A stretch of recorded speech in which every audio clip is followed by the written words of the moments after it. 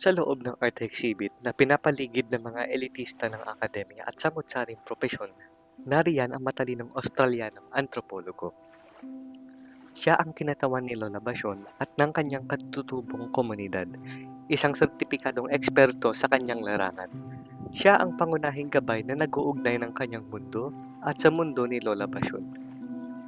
Kanya ang pagsasalin at pagbabago ng mga kahulugan ng katutubong wika ni Lola Basyon patungo sa Ingles at kay Lola Basyon papunta sa mga taong nakapaligid sa kanila. Ang Australianong antropologo ay gumaganap bilang mahalagang tulay. Nag-uugnay sa kanya sa mataas na akademya ang mga taong may kapangyarihan at reputasyon. Ngunit siya rin ay isang tagapagtaguyod ng misrepresentasyon at sadyang kamangmangan. Bakit? Dahil hindi niya maipahayag ang buong kahulugan ng mga ipinapahayag ni Lola Basyon sa iba sa kabuuang kahulugan at ganito rin ang mangyayari sa kabaligtaran. Maaari ba siyang maging biktima? Isipin ito. Ang sistemang edukasyon na kanyang pinag-aralan ay nakatuon sa pagtuturo na base lang sa kanilang punto de vista, sa halip ng punto de vista mismo ng mga tao na tulad ni Lola Basyon. Siya ba ay biktima rin dahil ang kataas-taasang akademya na nagturo sa kanya ay limitado rin sa lawak ng kanilang pananaw? Panoorin ngayon ang Australianong antropologo sa gitna ng art exhibit. Makikita natin kung paano siya parehong tagapagtaguyod at biktima ng misrepresentasyon at sadyang kamangmangan. I spent 3 years searching for the Genesis Variety. You can't just chant. There's structure, a title pattern. I have the PhD. I'm the one who makes it official for the festival. Yeah, you're right. Have we actually tried to talk to her in person? Not on the subject, but like some small talk. Come on. I've translated the entire repertoire. I know the decal syntax better than anybody. Better than probably she does at this point. She's the source, but I'm the one who gives meaning to it in this world. I should be a hero who's impressing everyone with how well I can translate my ideas between her community and the other people. They should be thankful that I'm even spending my time translating Lola Bashon's songs for them. I'm supposed to be doing more significant, important projects than this. On the upside, this is my chance to become more exposed to high society. What she's saying now, if you look at my notes in page 4, it's a fascinating metaphorical representation of primitive youth. Very repetitive, very coastal. She only has to keep this up and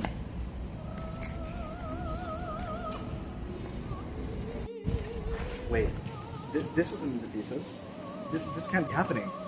This is what I was taught in the university. This is what everyone taught me exactly. So why are things not going the way it's supposed to? Where did that turtle even come from? There are no existing academic references for this stupidity. Tinitingnan niya ang luha ni Lola Basyon sa punto de vista ng isang opisyal. Ang kanyang kilaw na emosyon ay parang impormasyon lamang.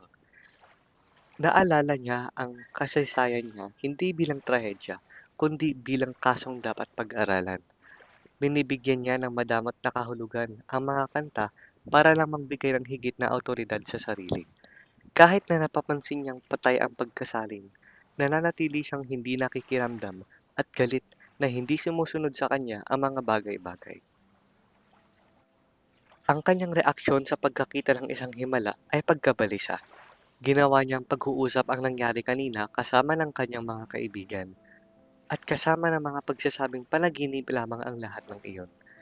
Ninais niyang gumawa ng objetibong pagsusulat pero matutuklas na napakaliit na lamang ng boses niya. Wala siyang kakayahang ipaliwanag ang himala sa mga tao dahil nakukulangan siya sa pag-intindi ng punto de vista ni Lola Basyon at ng lengguwahe niya. Nais niyang ipaliwanag ang himala sa mga tao pero wala siyang kakayahan para rito. Kinukumbinsi niyang panaginip ang lahat ng iyon dahil kung totoo nga talaga, ang lahat ng pinaghirapan niya sa buong buhay ng pagiging kasama ng akademya ay walang pinuntahan. 3 years, and they didn't even look at the translation. I went out of my way to invite her. I gave her a platform, and they just watched the turtle. They didn't even read the footnotes.